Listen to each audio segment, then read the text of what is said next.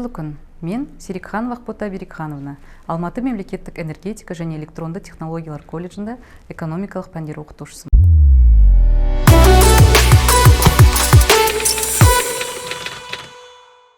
Сәлеметсіздер ме балалар? Сіздерге бүгін геймификация әдісі бойынша вакансия іскерлік ойын ойнатамын.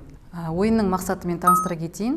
Ұйымдағы бос жұмыс орнына қызметкерлерді қабылдау мәселесінің шешілуін көрсету, бөлім басшысының басқару стилін анықтап, бос жұмыс орнына қай қызметкерді қабылдау мүмкін екендігін талдауымыз керек, және сонымен қатар үміткерлердің болашақта ұйымда жұмыс істеп кете алу қабілетін болжау.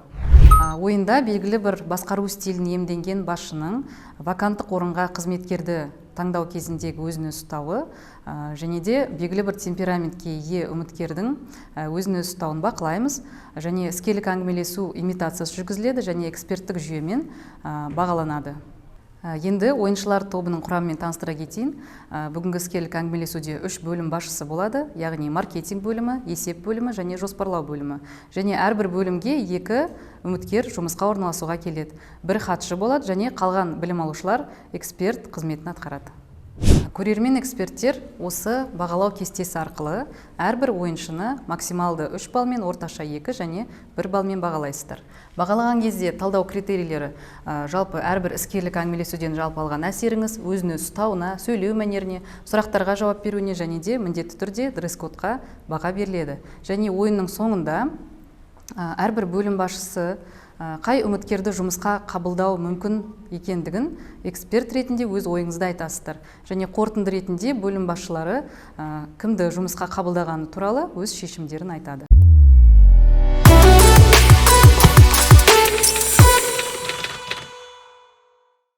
Іскерлік ойынымызды бастамас бұрын сіздерге жұмысқа орналасуға байланысты мына видеоға назар аударуларыңызды сұраймын. Бүгін сіздерге іскерлік әңгімелесуде өзіңізді қалай ұстап, жұмысқа сәтті қабылдану үшін сұрақтарға қалай жауап беруіңіз керек екендігі жөнінде сөз қозғаймыз. Мен сіздерге жұмыс іздеуші емес, жұмысқа қабылдаушы көзімен түсіндіремін. Біріншіден, іскерлік әңгімелесуге деген сіздің қарым-қатынасыңыз жайлы. Екіншіден, іскерлік әңгімелесуде жиі қойылатын сұрақтарға қалай жауап берген дұрыс екендігі жайлы айтамын.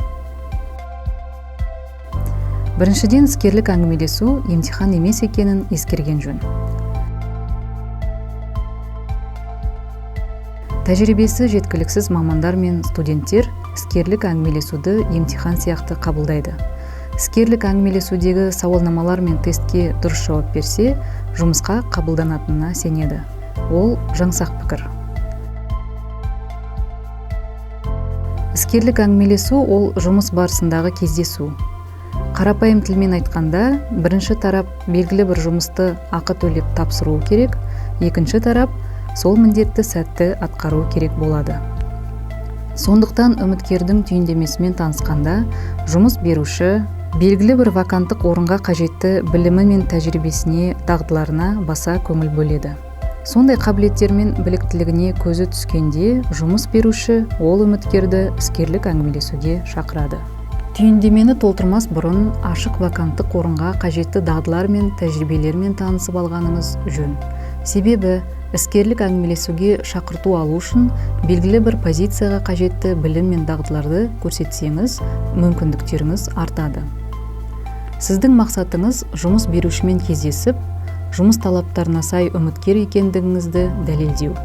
Бұл жерде 2 мәселе шешімін табу керек. Біріншіден, жұмыс беруші жұмысқа мейлінше сай келетін үміткерді табу керек болса, екіншіден, сіз өзіңізге жүктелетін міндеттерді орындай алуыңыз керек.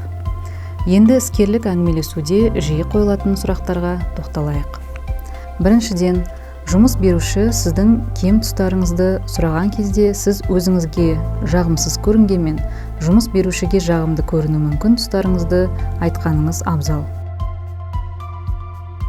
Екіншіден, мысалдар келтіргенде қолыңыздан келмейтін істер мен мәселені шеше алмаған жағдайлар жөнінде сөз қозғамауыңыз дұрыс болады.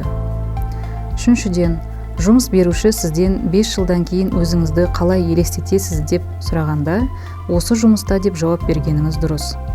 Сол кезде жұмыс берушіде кадр ауыстыру жөнінде қорқыныш сезімі туындамайды.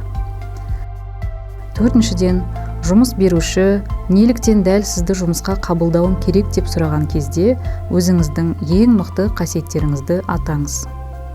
Бесіншіден, қандай сұрақтарыңыз бар деп сұрақ қойған кезде жұмыс берушіге міндетті түрде өзіңізді қызықтыратын жұмыс жайында сұрақ қойғаныңыз дұрыс. Видеоматериалда айтылған ақпарат сіздерге пайдалы болды деген ойдамын. Өткен сабақта бүгінгі іскерлік әңгімелесуге байланысты әрқайсыларыңызға рөлдеріңіз таратылып берілген болатын. Ендеше іскерлік ойынымызды бастаймыз.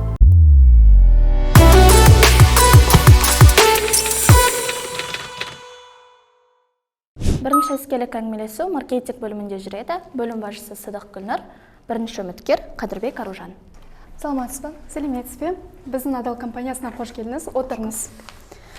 Жалпы менің аты-жөнім Сыдық Гүлнұр, осы маркетинг бөлімінің басшысы боламын. Өзіңіз жайлы таныстыра кетсеңіз. Менің есімім Қадырбек Аружан. Мен бұрынғы жұмыс орнымда интернет-маркетолог болып жұмыс істедім. Жұмыс тәжірибем 3 жыл. Мен Әл-Фараби атындағы жоғары оқу орнын бітірдім. Қазақ, орыс, ағылшын тілдерін өте жақсы меңгерген. Жақсы, берген жауаптарыңызға рахмет. Біздің компанияның маркетологқа қойылатын талаптарымен таныстыра өтейін. Біріншіден, жарнамалық және маркетингтік іс-шараларды жоспарлай және жүргізе білуіңіз керек. Екіншіден, маркетинг бюджетін әзірлеп, оны басқара білуіңіз қажет, және күнделікті жаңа жарнама платформаларын іздеп отыруыңыз қажет. Жұмыс кестесіне келетін болсақ, таңғы 9:00-ден кешкі 18:00-ге дейін. Сіздің біздің компаниядан берілетін еңбек ақыңыз 200 және 250 мыңнан жоғары болады. Жалпы бәрі түсінікті болды деп ойлаймын. Маған осы жұмыс жайлы қойылатын басқа да сұрақтарыңыз бар ма? Компания мамандарды тәжірибе алмасуға шетелге жібереді ме?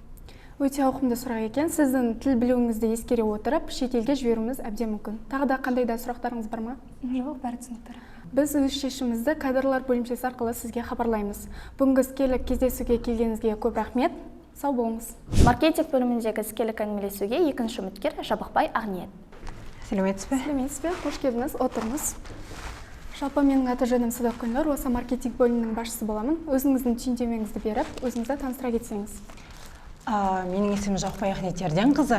Мен Нархоз университетінде маркетинг бөлімін тәмамдаған болатынмын, және қазақ, орыс, ағылшын тілдерін, яғни 3 тілді жетік меңгергенмін. Жұмыс тәжірибемде Ақтөбе Ай-Сүт компаниясында 2 жыл жұмыс тәжірибемді сол жақта өткіздім. Жақсы, рахмет. Неліктен біздің компаниямызды таңдап келдіңіз? Бәсекелестермен салыстырғанда нарықта көшбасшы болғандықтан және тұрғылықты мекен-жайымды ауыстыруыма байланысты сіздердің компанияларыңызды таңдаған болатынмын. Жақсы, рахмет сізге. Енді біз өз шешімімізді кадр бөлімі арқылы сізге хабарлаймыз. Рахмет, сау болыңыз. Сау болыңыз. Екінші іскерлік әңгімелесу есеп бөлімінде жүргізіледі. Бас есепші Азат Балнұр, бірінші үміткер Әлен Аружан. Сәлеметсіз бе? Мен бас есепші Азат Балнұр боламын. Өзіңіз туралы қысқаша мәлімет айтып кетсеңіз. Сәлеметсіз бе? Менің есімім Әлен Аружан Айдосқызы. Мен Нархоз университетін тәмамдаған болатынмын. Жұмыс тәжірибем Алматы қаласында Энерго колледжінде және де Foodmaster компаниясында бас есепші болып жұмыс атқарғанмын. Түсінікті. Сізде осы бухгалтерия саласында жетістіктеріңіз болды ма? Әрине, өз жетістіктерім бар. Қаржылық есеп және де басқарушылық есеп үшін КАП және де КИПА сертификатының иегерлері болғанды мақтанып айта аламын. Бұл жетістіктерден бөлек сіз салалық жүйе және бухгалтериялық есеп туралы заңнамаларды білесіз бе? Әрине білемін. Жақсы. Ал бізден сізге қойылатын талаптар ол осы мекеменің бухгалтериялық есептерін және де одан бөлек құжаттарын, жұмыскерлерге бөлінетін жалақыны реттеп отыру керек. Және де салық жүйелерін уақытылы толтырып, арнайы қорларға жіберуіңіз қажет. Жақсы, түсінікті. Есеп бөліміне келген екінші үміткер Үсенова Арзугүл. Мен 3 жыл бойы Халық банк мекемесінде бухгалтер қызметін атқардым. Осы 3 жылдық жұмыс тәжірибеңізде сіз бухгалтериялық есептермен, құжаттармен жұмыс жасаған кезде қандай бағдарламаларды, жүйелерді қолдандыңыз? Мен еңбекақыны есептеу және де шаруашылық қызметін талдауға Лукапро бағдарламасымен жұмыс жасаған болатынмын. Сондай-ақ көптеген күрделі тапсырмаларды атқару үшін Аденез бухгалтерия жүйесімен жұмыс жасадым. Жақсы, біз сіз туралы мәліметтерді тағы да толықтай қарастырып, жұмысқа қабылдау туралы шешімімізді кадрлар бөлімінен хабарлайтын боламыз. Жақсы, рахмет, сау болыңыз. Үшінші іскерлік әңгімелесу жоспарлау бөлімінде жүргізіледі. Бөлім басшысы Тарақбай Әли, бірінші үміткер Батырбек Айым. Менің есімім Тарақбай Әли Айбекұлы, мен жоспарлау бөлімінің басшысы боламын. Өзіңіз туралы айтып өтсеңіз? Менің есімім Батырбек Айым Дәулетханқызы болады. Мен UIB университетінде экономика мамандығын тамамдадым. Және де 2019-2022 жылдары аралығында Каспий банкте экономист болып қызмет атқардым. Компанияның сізге қоятын талаптарымен таныстыра өтсем, жоғары экономикалық білім, компьютер программалар, Word, Excel платформаларында жақсы жұмыс жасай алу, қазақ тілі мен орыс тілін жетік білу, жауаптылық және ұқыптылық. Жоспарлау бөлімінің екінші үміткері Шаршенбаев Арслан. Біздің компания сізді несімен қызықтырды? Компания мені жұмысшыларға жасалған жағдай және мансаппен өрлеумен қызықтырды. Өте керемет. Өзіңізді алдағы 3 жылда қандай лауазымда көресіз? Алдағы 3 жылда үлкен нәтижелер көрсетіп, сұранысқа ие маман болғым келеді. Компанияның еңбек жағдайымен таныстыра өтсем, алғашқы сынақ мерзіміндегі жалақыңыз 200-250 мың теңге. Сынақ мерзімінен кейінгі тұрақты жалақыңыз 300-350 мың теңге. Компания атынан сыйақылар, бонустар беріледі. Және компания үшін өз мамандығыңызды жетілдіру барысында шетелге барып тәжірибе алмасу мүмкіндігіңіз бар. Сізге бәрі түсінікті деп ойлаймын. Біз өз жауабымызды сізге кадрлар бөлімі арқылы хабарлаймыз. Жақсы, рахмет. Олай болса, басшылардың шешімін кадр бөлімі арқылы білейік. Ендеше үш басшының шешімі бойынша маркетинг бөліміне Қадырбек Аружан, есеп бөліміне Әлен Аружан, жоспарлау бөліміне Шаршенбаев Арслан жұмысқа қабылданды. Құтты болсын. Жақсы, олай болса, ендігі сөзді эксперттерге берейік. Жалпы бүгінгі ойынға эксперт ретінде өз бағамды беретін болсам, бүгінгі бізде бағалау шкаласы 1 мен 3 балл аралығында болады. Жалпы бізде бірінші басшыға мен барлық талаптардан 3 деген баға қойдым. Себебі оның маған өзін ұстауы, сөйлеу мәнері, сұрақтарға жауап беру, дресс-код барлығы жағынан ұнады. Және де бірінші үміткеріне де жоғары балл қойдым. Себебі оның да маған сөйлеу мәнері барлық талаптарға сәйкес келді. Ал енді екінші үміткерге келетін болсақ, екінші үміткерге жалпы әсер мен сөйлеу мәнерінен жоғарғы балл қойдым. Ал өзін-өзі ұстау мен сұрақтарға жауап беру дресс-код жағынан орташа бағаладым. Ал енді екінші басшыға келетін болсақ, өзін-өзі ұстау мен сұрақтарға жауап беруіне орташа бағамен бағаладым. Және де сөйлеу мәнерімен жалпы әсер дресс-кодына 3 деген бағаны бердім. Және де оның бірінші үміткері барлық талаптарға сәйкес болды, және де өзін жоғары деңгейде көрсетті деп ойлаймын. Сондықтан оған ең жоғары бағаларды қойдым. Ал екінші үміткеріне жалпы әсер мен өзін ұстауына 2 деген баға бердім. Сұрақтарға жауап беруіне 2 деген баға бердім. Сөйлеу мәнерімен дресс-кодын жоғары бағаладым. Менің ойымша осы жоспарлау бөлімінің басшысы бірінші үміткер таңдайды деп ойлаймын. Жалпы 2 үміткер де өзін жақсы көрсетті. Дегенмен де екінші үміткерге қарағанда бірінші үміткердің барлық критерийлері өз-өзіне сай болып тұр. Сондықтан да менің ойымша бірінші үміткер.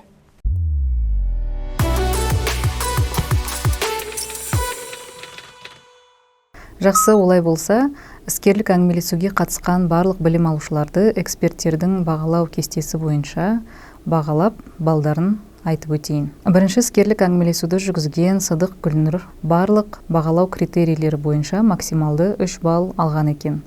Бүгінгі сабаққа қатысуына 95 балл деп бағалаймын. Бірінші үміткер Қадырбек Аружан барлық критерийлер бойынша 3, сөйлеу мәнеріне 2 балл алған екен. Сондықтан да бүгінгі сабаққа қатысқанына 90 баллға бағалаймын. Екінші үміткер Жабықбай Ақниет жалпы әсері мен сөйлеу мәнеріне 3 балл, өзін ұстауы мен сұрақтарға жауап беруіне және дресс-кодқа 2 балл алған екен. Сондықтан да бүгінгі сабаққа 87 балл деп бағалаймын. Екінші іскерлік әңгімелесуді жүргізген басшы Азат Балнұр. Жалпы әсеріне 3 балл, сөйлеу мәнеріне 3 балл және дресс-кодына 3 балл қойылған екен. Өзін ұстауы мен сұрақтарға жауап беруіне орташа 2 балл қойылған. Бүгінгі іскерлік әңгімелесуге қатысқанына және өзіне жүктелген міндетті атқарған ескере отырып 87 баллға бағаланады. Екінші іскерлік әңгімелесудің бірінші үміткері Әлен Аружан барлық бағалау критерийлер бойынша максималды 3 балл алғандықтан бүгінгі сабаққа 95 балл қоямын. Екінші үміткер Усенова Арзугүл жалпы әсері 2, өзін ұстауы 2, сұрақтарға жауап беру және дресс-кодына орташа балл 2 қойылған және сөйлеу мәнеріне максималды 3 балл қойылыпты. Сондықтан да бүгінгі іскерлік әңгімелесуге қатысқан ескере отырып 80 балл қойылады. Үшінші іскерлік әңгімелесуді жүргізген басшы Тарақбай Әли барлық бағалау критерийлер бойынша максималды 3 баллға бағаланыпты. Сондықтан да бүгінгі іскерлік әңгімелесуге 95 балл қоямын. Үшінші іскерлік әңгімелесудің бірінші үміткері Батырбек Айымға барлық критерийлер бойынша максималды 3 балл, сұрақтарға жауап беруіне орташа 2 балл қойылған. Сондықтан да бүгін 90 баллға бағаланады. Үшінші іскерлік әңгімелесудің екінші үміткері Шаршенбаев Арслан барлық критерийлер бойынша максималды 3 балл, дресс-кодына 2 балл қойылған екен. Сондықтан да бүгін 90 баллға бағаланады. Бүгінгі сабағымыз өз мақсатына жетті. Белсенді қатысқан барлық білім алушыларды жақсы бағалаймын. Барлықтарыңа рахмет.